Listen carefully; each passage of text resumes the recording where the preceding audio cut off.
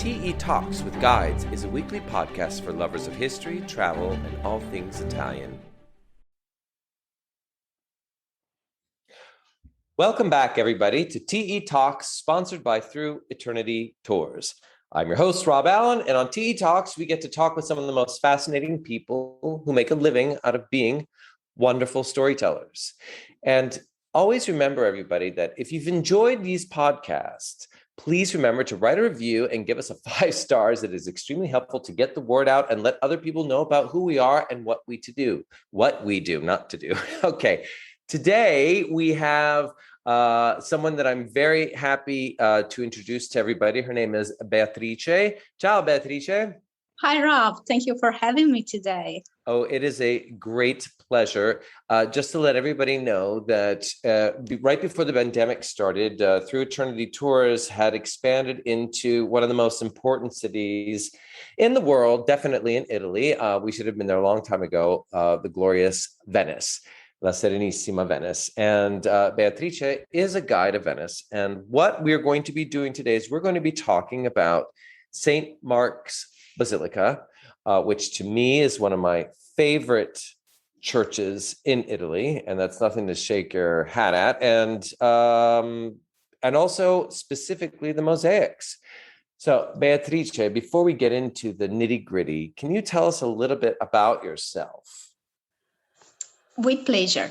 Well, I've been spending all my life in Venice, and I'm one of the few Venetians still living there. We are 50,000 residents today.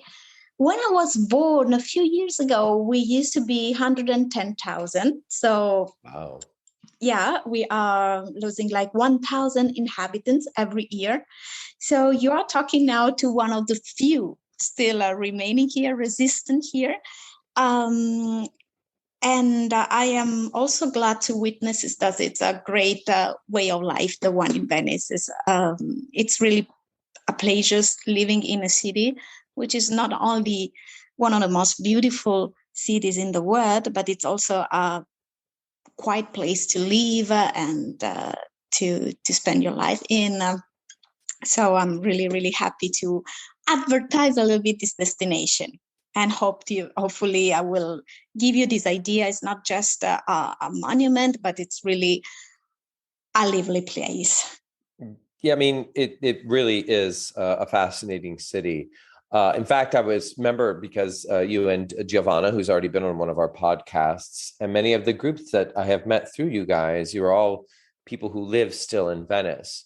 And I was kind of thinking about, when we talk about other cities in Italy, there are certain things that are very, very famous in the cities. But, I think probably the whole city of Venice is the protagonist. It's not more so the Doge's Palace or St. Mark's. It's the entire city itself. And that probably is what would be the most beneficial for people to take a tour around, is to have a true Venetian guide walk them through the city, because every time I would imagine them coming into Venice, they have a whole new thing that they've never seen before, because it's just a wonderful labyrinth. It's a living movie set. It's magnificent. It's true. It's true. Yeah, that can really make the difference. And yeah, definitely. I hope to be able to accompany some of these people around my city. Yeah, can't wait. And now, can I ask you, why do you think it is that, you said when you were born in the city, the population was over 100,000 people, and now it's down to 50,000. Why is that? What is the reason for it? Yeah, well, it depends from many reasons. The logistic is very complicated in Venice. You have to carry all your grocery back home. You cannot drive home after the supermarket. So it could be a little bit challenging sometimes. The most important reason, it's something doesn't only apply to Venice, but in many other historical centers, is that the citizens themselves prefer to rent their own apartments to tourists than moving somewhere else on the mainland. And you can make a good amount of money simply renting your own apartment in Venice. And with this amount of money, you can live a good life somewhere else, with less magic maybe, but that's the main reason why people are moving outside Venice.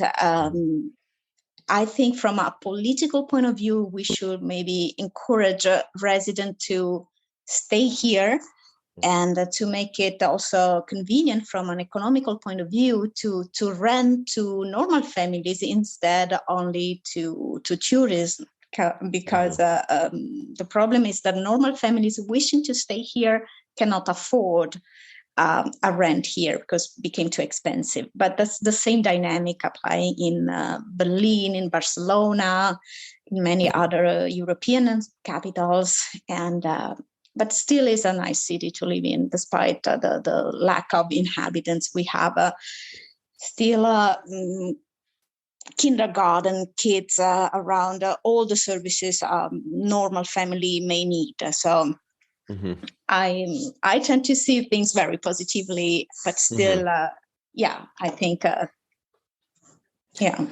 it's still a good place to live in. It's not a museum like many people tend to think.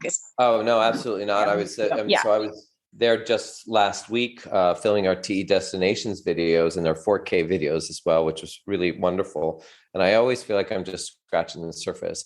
But I can say, I mean, just even seeing, I agree with you. You are, as what the Italians love to describe, solare. No, I can feel your enthusiasm for this place and for what your job is. Now, let me ask you, how long have you been a guide? And you are not only a guide in English. What are the languages? I work with German and French as well. And I've been working as a guide, only as a guide, since 2017. Before that, I used to work as a part-time guide and working as a translator and interpreter or in a hotel. But then I decided that, growing up, you realize you don't have time to do things you don't really love and you're passionate for. So I dropped all other activities and became a guide full-time. And was a kind of a brave decision because, now I became a freelance on an age that probably you wish to be maybe more secure than brave, but I do not regret that. And then despite COVID, I'm really thankful because I could work anyway, especially with short distance clients coming from Europe, because the German market was still a little bit more active, of course, than the one from America. So now I am a full-time guide. Lovely. And so today we've all decided that we're going to talk about, or at least I've decided, I've asked you to help me out, because you've been working in the developments for a virtual tour for us about the mosaics of St. Mark. So tell me about your experience with the basilica, and what do you think makes St. Mark's, I mean, I truly believe this, but what do you think makes St. Mark's Basilica unique among a country which is known to have some of the most beautiful churches in the world? I would easily say St. Mark's is in the top 5, if not one of the most, if not number 1, when it comes to basilicas and the beauty of it and its uniqueness. Yes, well said. It's a hard competition to distinguish itself as a church in Italy, of course. But there is a fun fact about Venice, that Venice is the city which has the highest number of churches all over the world compared to the surface of the city and the number of citizens. So Venice used to have 148 churches, which is a lot, and today we still have 100. And St. Mark Church, which is a basilica today, and today is also the Cathedral of Venice, is probably the most significant monument of the city, because it's not simply a church with important religious meaning, but foremost is also a church with a hard political identity. Which totally makes the difference. So there are 3 possible perspectives you can use to describe the Church of St. Mark. and one is the artistical perspective, another one will be the religious one, but for sure there is a strong political perspective we have to take into consideration. Sure. Talking about the church. Yeah, I don't think a lot of people realize this, but I think it would be very helpful for them when they come into Italy, is that many times for many of the cities in Italy, a church represents not just the spiritual significance of an area, but it also represents the political and economical power to represent for the cities. That's why they're also so amazing. I mean, we have the Duomo in Florence, we have St. Peter's Basilica in Rome, of course, and St. Mark's. And that you also needed to have very important relics or bones of saints. And yeah, exactly. I'm glad you're mentioning this idea of relics, of bones, because today we tend not to pay enough attention of what those relics used to mean in the past. Now, I am a Roman Catholic, but probably I'm not the most fervent Christian you may meet.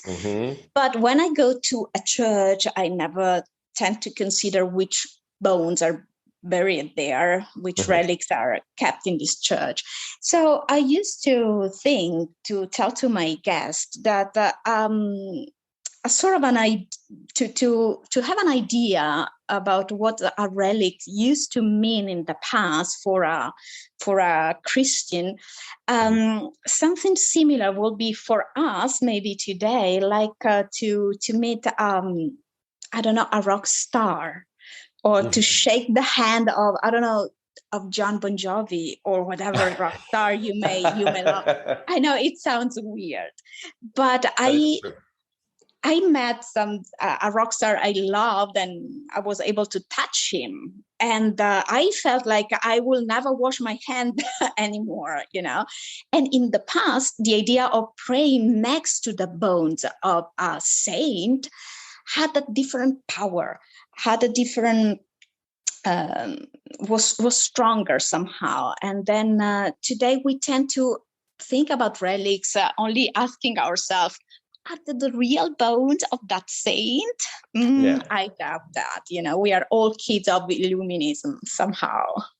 Yeah, that's amazing. That's a nice metaphor that you give, because even now for us, you and I are the same generation. I totally can relate to the idea of being able to touch a rock star. And that's what it was, because these people really believed that it brought them closer to God. It was they believed, they didn't question the fact, what is the authenticity of the relics? They thought these are the bones of St. Mark, who, you know, was affiliated with Jesus. You know, I mean, it was just, and is considered a holy person.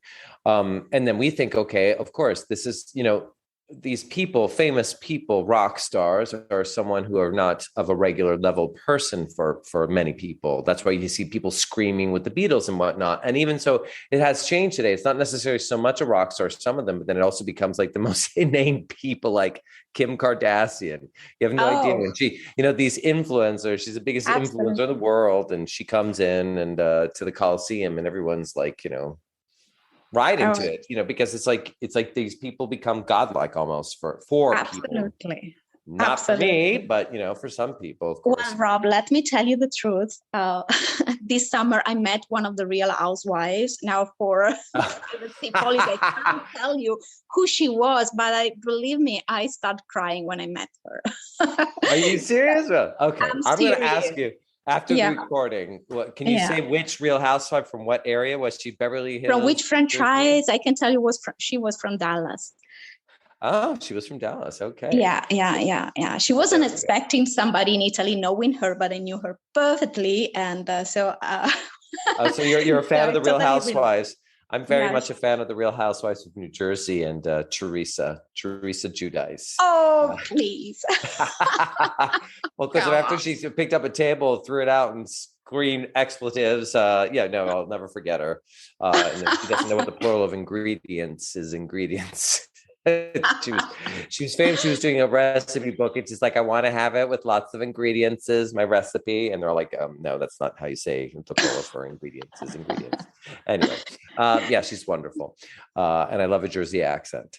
So aside from all this, you know, I can imagine for people who've never come into St. Mark's, let me tell you, because I backpacked through Europe in 1997 or 96 even, and I went to Venice just for 2 days. And I just fell in love with the church because you walk in. I mean, it's unique in its style. There are very few churches that have its architectural style on those multiple domes that you see on the outside, the multiple grandiose entrances with the columns on the sides, the doors. But then you go inside and the entire ceiling is filled with mosaics. There's not 1 inch of it up to a certain point. And then the sides of the walls, it's beautiful marble. I mean, so yeah, tell us a little bit about that. Yeah, well, another fun fact about this church and the mosaics is that there are 8,000 square meters of mosaics, and if I am not wrong, should be 86,000 square feet of mosaic. So it's really huge. It's like more than one football field, probably 1.5. So just the dimensions are really unexpected and breathtaking.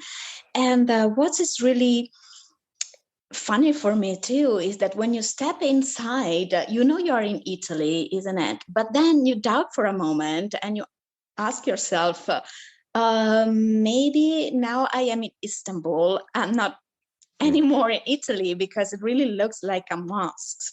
This church with the domes, the cupolas, and the mosaic, the golden mosaics. That's a first thing you have to take into consideration while visiting it, is that the origin of this aesthetic, the roots of this church are really in Byzantium, Constantinople, and today's Istanbul. So when you feel that you may be in a mosque, you are not wrong, isn't it? But those mosaics have been made throughout 800 years at the beginning, in the 12th and 13th century, by Greek artists. So that's really a strong connection to the Eastern. And the golden atmosphere is the symbol of God, of the divinity of God, The heavens. of heavens, and that's really the same atmosphere of a Byzantine church. So, and those Byzantine churches had been transformed into mosques when Ottomans occupied Constantinople in 1453. Sure. They were clever enough not to destroy those churches, but to rearrange them as mosques. So this is why they are so similar. Yeah. Have you ever been to Istanbul yourself? Yes, exactly. I've been here, and I noticed one thing that really opened my eyes, that in the historical mosques I stepped in, which were used as mosques, but used to be former Christian churches, the buildings themselves, they are oriented to the east. Like St. Mark Church is oriented to the east, like any other middle-aged church is oriented to the east. But people inside a mosque oriented to the east are praying to the right, because they are following the Mecca. Sure. So it's at this point you really open your eyes and say, oh, very well, this isn't a mosque. This used to be a church, but she has been reused as a mosque. So it's really, really interesting. Yeah. And of course, in the mosques, they're all supposed to take out the graven images, as in synagogues. Exactly. Which is not, of course, applying for Christian churches. So in these 8,000 square meters of mosaics, we have all the images we needed, and there is a sort of a pantheon of saints, but especially those mosaics are telling us the history of Jesus and of the New Testament when you are inside the church. Sorry, go ahead. No, go ahead. I was just thinking to myself, though, then, so would you say Hagia Sophia which was the main church in Constantinople, now Istanbul, was the main precursor for St. Mark's Basilica, probably like a... Yeah, exactly. The same structure of Hagia Sophia apply for St. Mark. It has been found that the main inspiration, the main model for St. Mark was a church called the Apostoleion, which doesn't exist anymore, but really looked like a Hagia Sophia. So with the 5 domes, mostly. Oh, is that the original supposed burial place of Constantinople and many Byzantine emperors, Apostoleion, I think? Interesting. Yeah. Yeah, Venice tended to relate to these imperials' habits very often. So that imagine that the imperial of Constantinople was also called in Greek, in ancient Greek, Porphyrogenito, which means the one born in a room covered with porphyr, which is this precious red marble. And in St. Mark, the place assigned to the Doge, it's also covered with the same marble, the red one, porphyr, because the Doge of the Venetian Republic was presented to the population, to the people inside this church. So somehow he was also born in a space covered with porphyr, trying to, emulate replicate the emperors. Yeah, the emperors. Yeah, that's funny. So this church, I mean, it's amazing to just. No, go ahead, Beatrice. Oh, well, no, I was just happy to share with you this important thing to understand this church and to appreciate is that this used to be the church of this Doge. So maybe we should spend a couple of words about what a Doge was. Isn't it? Because it's really, really peculiar to Venice. Venice has been a republic for over 1,100 years. And being a republic means there's no king, isn't it? So instead of having a king, Venice had somebody elected to represent the city, elected by whom? By the merchants of this city, not always the richest one, but the member of the noblemen of Venice, the patricians. And those men, of course, only men had the right to vote. They used to elect a representative called Doge. Doge means simply duke.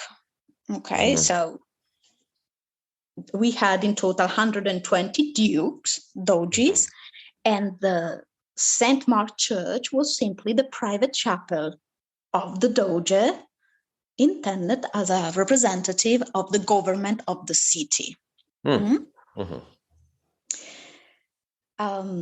You may remember some names of famous dynasties or families in Italy, like in Florence, the Medicis, or Gonzaga and Este. But if I will ask you to think about a Venetian dynasty or a Venetian family or a name, for sure there won't be any family popping up in your mind. You're right. No, exactly. Probably Marco Polo, Paul the Rise, or Casanova. But Venice had no dynasty, never. So these doges were considered simply the representative of the city. But still, they were elected. And that church was the place where the elected doges had to greet the people of the city in this space covered with porphyr. Yes. Now, can I ask you how long, once a doge was elected, because it's like a pope, because the popes were elected as well amongst their peers, normally the cardinals. How long was a doge in power? Was it a lifetime position or was it a certain amount of years? Exactly, it was a lifetime position. And this is the reason why, exactly like the Pope, the Doge was elected only if he was very old and in the hope it doesn't last too long. And by very old, they meant 40 years old. Can you imagine? Okay. Very young, Beatrice. Very young. Yeah. Yeah. Anyway, so he was elected, and he had to move into the Doge's palace once elected. Maybe he was living in a fancy palazzo on the Grand Canal, but he has been elected. So he cannot refuse this big honor and has to move into the Doge's palace till his death, his fight. And this is the Doge. So it's not always a charge that everybody is happy to receive. Sometimes we have doges that didn't want to become doges, but you cannot refuse. So once you are elected, you lose your privacy. You cannot even open a letter. If somebody is sending you a letter, you are not allowed to open it alone. If a doge is not married, somebody will have helped him picking the right wife. And if the doge wishes to go for a walk, somebody has to accompany him. So it's not an easy life. It's a big, big honor.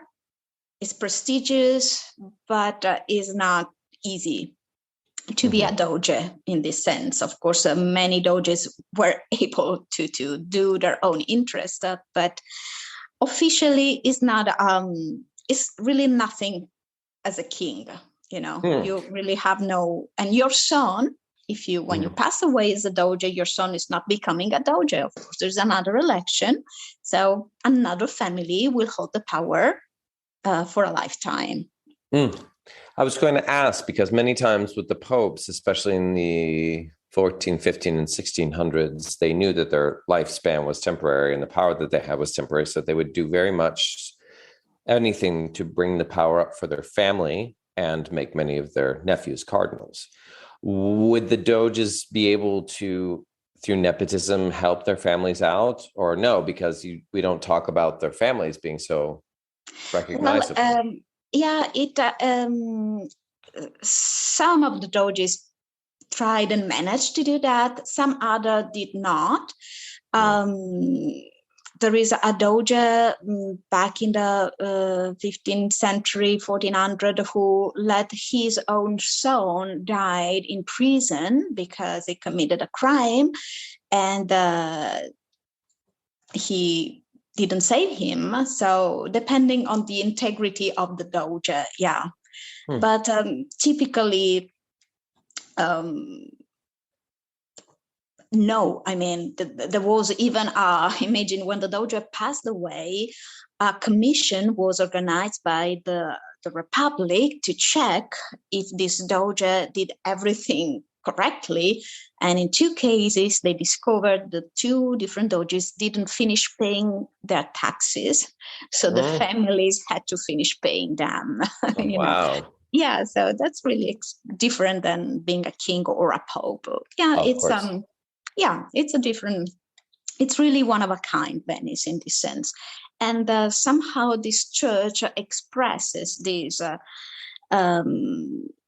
uniqueness, especially because the Church of St. Mark was the expression of the Republic more than the expression of the faith, somehow. Venetians love to say we are Venetians first, and then we are Roman Catholic. The point is that this city has always been a port, a place to trade, and the Venetians had the interest that everyone, independently of his own faith, could feel at home in Venice. They were happy to have Muslim people here, Jewish people, Orthodox, and everyone had to feel good in Venice. They were interested in inviting you, doing your business here. So Venice always recognized the Pope as an authority, but never let the papacy rule over Venice. Sure. which is pretty much the only one case in Italy. You know, the Pope is such a big neighbors that always try throughout history to Put their rule influence over this region or the other ones. He never managed to rule over Venice. So, you know, in the opposite, Venice has been excommunicated 3 times from the Pope. And so this church really expresses this determination of being independent from the papacy. And the funny history behind the relics of St. Mark really express this.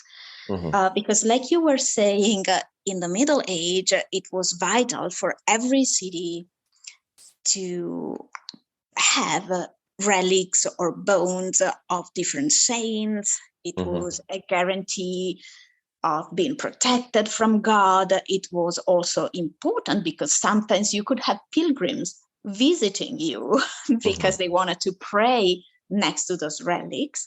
Sure. And Venice decided, Venice, the Republic of Venice, one of the Doge of Venice, decided that we really wanted to have the relics of St. Mark because it was a very, very cool patron saint to have. Sure. Because unfortunately, the number one, Peter, was already taken. Yeah. So imagine this. Imagine a city back in the 9th century, a port starting to becoming a powerful and wealthy city on the Mediterranean Sea. Of course, there's no America yet. So the whole history revolves around the Adriatic Sea, the Mediterranean Sea. And Venice happened to be in the middle point of this network of routes, commercial routes, from eastern to western, from north to south. And this wealthy port has already a patron saint back in the 9th century, which is called the Saint Theodore. It's a Greek saint. I'm telling you the truth, I never heard about him, Theodore. It was famous for having killed a dragon like St. George or other saints. But beside that, it was not considered famous enough for these proud Venetians. They started thinking, we may need somebody stronger to represent us. And being Peter already taken, let's think about somebody who could be as important as St. Peter. And St. Mark seems to be the right guy because he is the interpreter of St. Peter. He is a member of the big family of St. Peter, is a cousin of him. And he's the guy that St. Peter sent to Venice. Not Venice because Venice didn't exist yet at the time, but sent by Peter to the lagoon where Venice is to evangelize this part of Italy. So we understand there was already a sort of link between St. Mark and the lagoon. And so the Doge decided to send 2 merchants to bring the relics of St. Mark to Venice. Those relics were buried in Egypt, in Alexandria, which already was in the 9th century a Muslim city. Now, to bring those relics to Venice, it meant we have to steal them, isn't it? Doesn't sound really good. So Venetians prefer to invent a sort of a prophecy which would have justified the stealing of those relics. And they say that when Mark was sent by Peter and to this lagoon, had a vision of an angel saying him some words in Latin. Those words are still inscribed in the book, the lion with wings, which is the symbol of St. Mark is holding. And they said in Latin, "Peace be with you, Mark, my evangelist. One day you will be buried in a city which doesn't exist yet, in this lagoon." So we understand it's really tailor-made, to justify this crazy adventure of going to Alexandria in Egypt and steal the bones of a guy who passed away 700 years before. And that's exactly what those two crazy Venetians did. They found the right bones and they decided to take them to Venice. But now, don't forget that the real reason behind this is that Mark got his mission directly from Peter. Mark was sent by Peter himself. So the idea behind this is not simply to have those important relics, but was being allowed to declare we are independent from the Pope, because our patron saint got his own mission directly from St. Peter.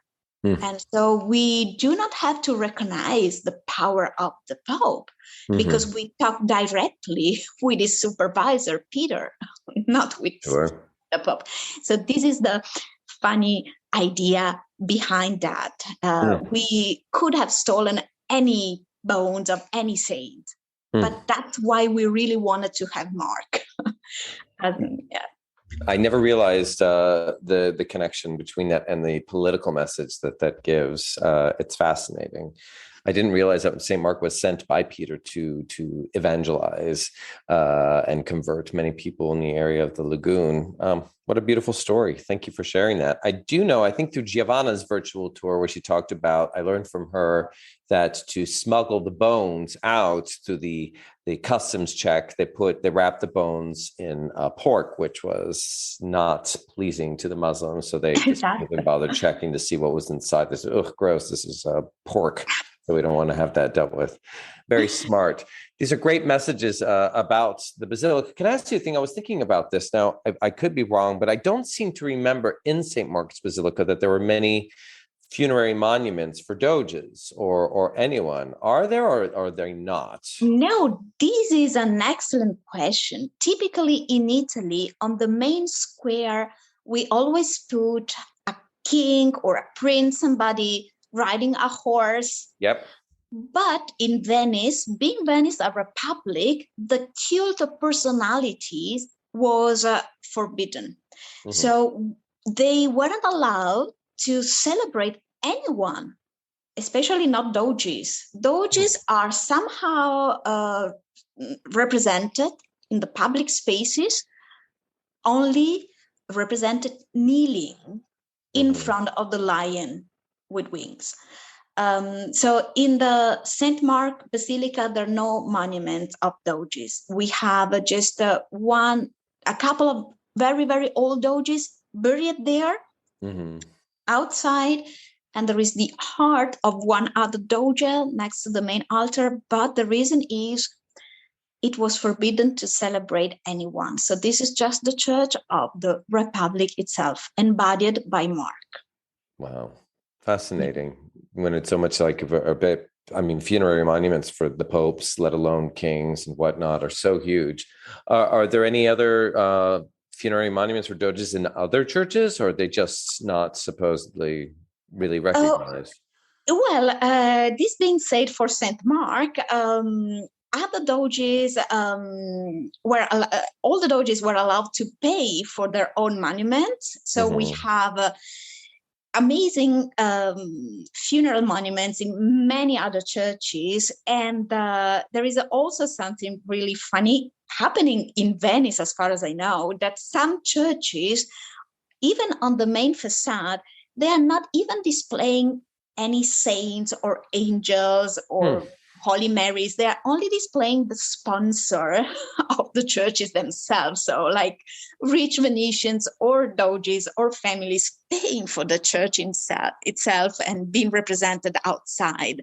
So you can imagine how big was this ego of these people willing to somehow show off and brag about how wealthy they were. And so we do have in other churches very often very beautiful monuments. Yes. Okay, well, or private. I do have to go and search that through. Well, Beatrice, this is an amazing story that you share with us. We've gone to the beginnings of the understandings of why St. Mark's was built and how it was built and how it was influenced along with the mosaics. And now we've gone into the fascinating story of the Doges, which, leads me to, other things, of course, because I went to visit the Doge Palace and there's just such a huge theme. I mean, that's a whole other podcast to do through. But I mean, it's got me very intrigued and it makes me want to learn a lot more about the Doges. And I just wanted to say one thing else for the people who are listening, that when you go into St. Mark's, everything that Beatrice is saying is very appropriate. But I have always been amazed by the church, by the fact of the mosaics, because when I go into St. Peter's Basilica today, the new church, I feel that it's very much a symbol of the power of the Catholic Church. It's very monumental. I almost feel that when you go into St. Mark's with the beautiful mosaics and the lighting inside it is very true. I think they tried to make sure that the lighting is very reminiscent of candles being lit or oil lamps being lit.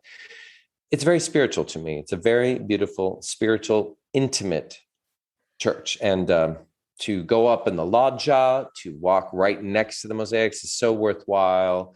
To see the bronze, gilt and gold statues of the horses. I mean, it's just a magnificent place. Yeah, absolutely. Yeah. Mm-mm. And I do. And I guess I just wanted to thank you very much, Beatrice, for your time. I really appreciate this. It was a wonderful story that you wove for us today.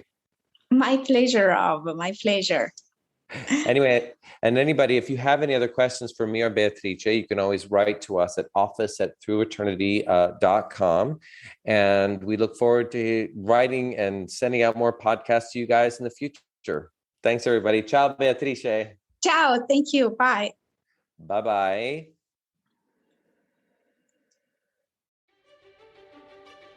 Thank you for listening to our TE Talks with Guides.